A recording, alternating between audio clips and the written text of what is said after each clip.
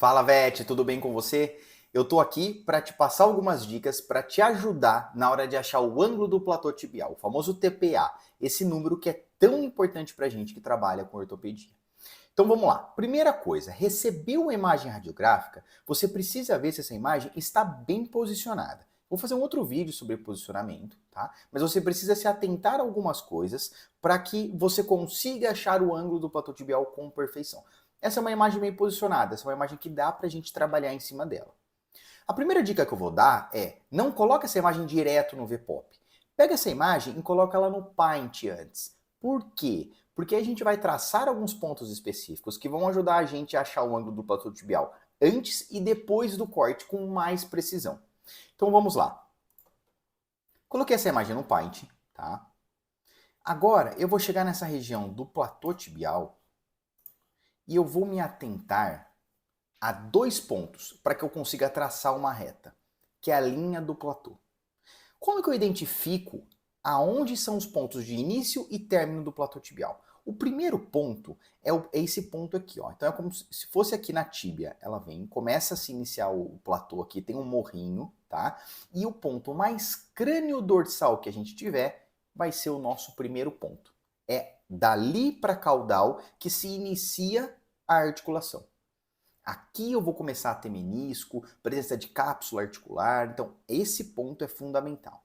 O segundo é, a hora que a gente termina esse morrinho aqui do ângulo do platô tibial e começa a ver essa descida, o ponto mais caudal antes de descer, ele é o segundo ponto para eu achar a minha linha do platô.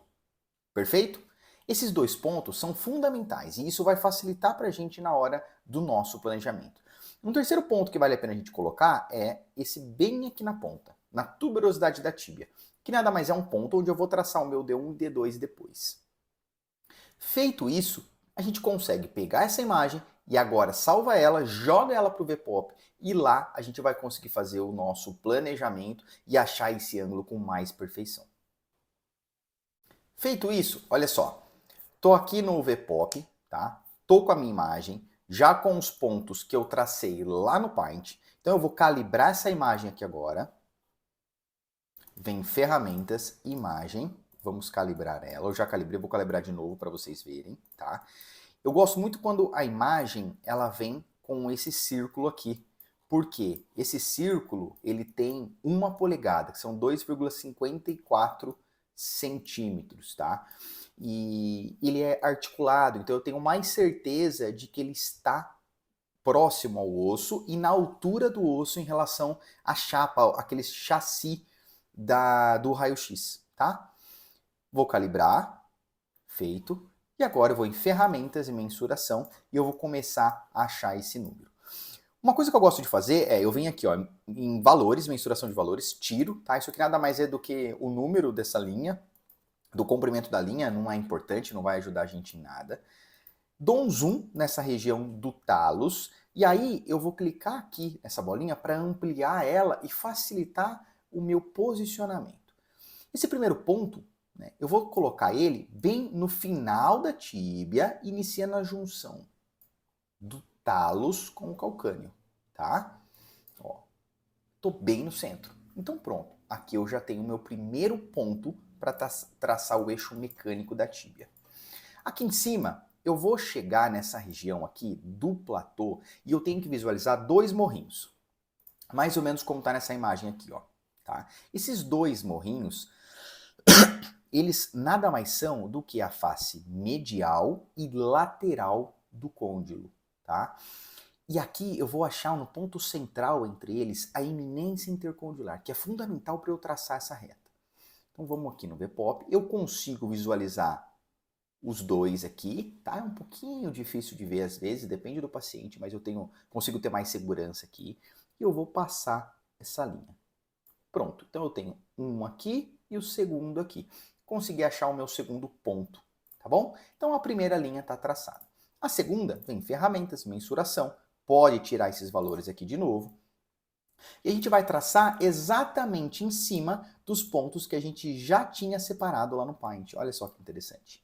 Então eu tenho mais certeza, eu já fiz a avaliação, eu tenho mais certeza na hora de achar esse ângulo do platô tibial, tá? O ângulo que importa para mim é esse ângulo cranial aqui, tá? E tá dando 116. Eu posso pegar e traçar mais uma linha. Eu particularmente não gosto, porque traçar mais uma linha aqui, eu acho que é muita linha, eu acho que acaba atrapalhando um pouco, tá? Então, o que a gente pode fazer aqui para achar esse ângulo? Eu vou vir em texto aqui, eu vou colocar para vocês algumas informações. Então, olha só, esse número que eu achei, para eu achar o TPA, eu vou usar este número de 116 menos 90 graus. Por quê? É essa linha reta que eu teria colocado bem aí, para dividir isso, tá? Então, 116 menos 90 graus, eu vou ter o resultado do meu ângulo do platô tibial, meu famoso TPA, que nada mais é do que 26 graus. Perfeito? Então é assim que a gente acha o ângulo do platô tibial. Não tem muito segredo, mas tem algumas dicas aí que podem te ajudar e facilitar na hora de encontrar esse número. A segunda coisa que eu quero mostrar aqui é como a gente achar a lâmina ideal para minha TPLO. Então vamos vir em ferramentas, vamos selecionar a lâmina. A gente vai pôr esse ponto central da lâmina aqui nessa eminência intercondilar, tá? Esse ponto central ele é muito importante, eu tenho que reproduzir ele com perfeição na prática para que o meu corte saia da forma correta. A lâmina, a gente sempre vai optar pela menor lâmina possível, tá, pessoal? Só que a gente não pode pegar uma lâmina tão pequena, senão a gente não tem estoque para colocar o nosso implante, a nossa placa. Então, essa lâmina aqui, ela tá bem pequena. Uma outra dica que eu dou, não fiquem mexendo aqui, ó, porque esse tamanho que já vem aqui pré-estabelecido é o tamanho real da lâmina que a gente vai encontrar na hora, tá? Então não fique mexendo nessa linha aqui não. Bom, 15 milímetros, uma lâmina com raio de 15, ela está muito pequena. Se eu pegar uma lâmina de 30, ela está muito grande. Olha como ela já passou da inserção da tuberosidade da tíbia, da inserção do patelar aqui. Muito grande, está muito exagerado. Então eu vou diminuir até eu achar um valor que seja ideal. Ainda está muito grande, tá muito frágil a tuberosidade da tíbia.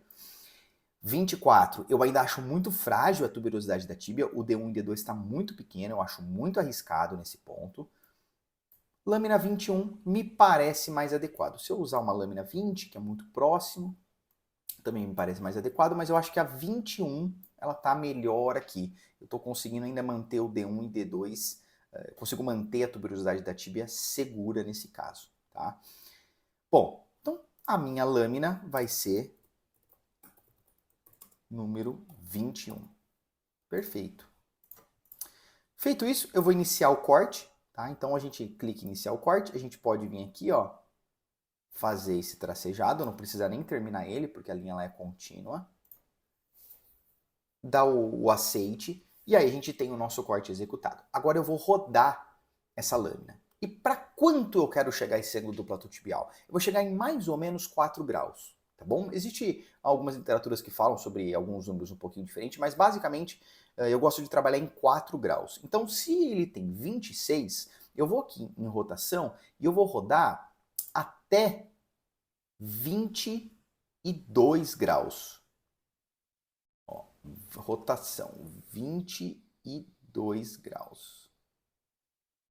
21,9, tá? É o máximo que eu vou conseguir aqui da perfeição.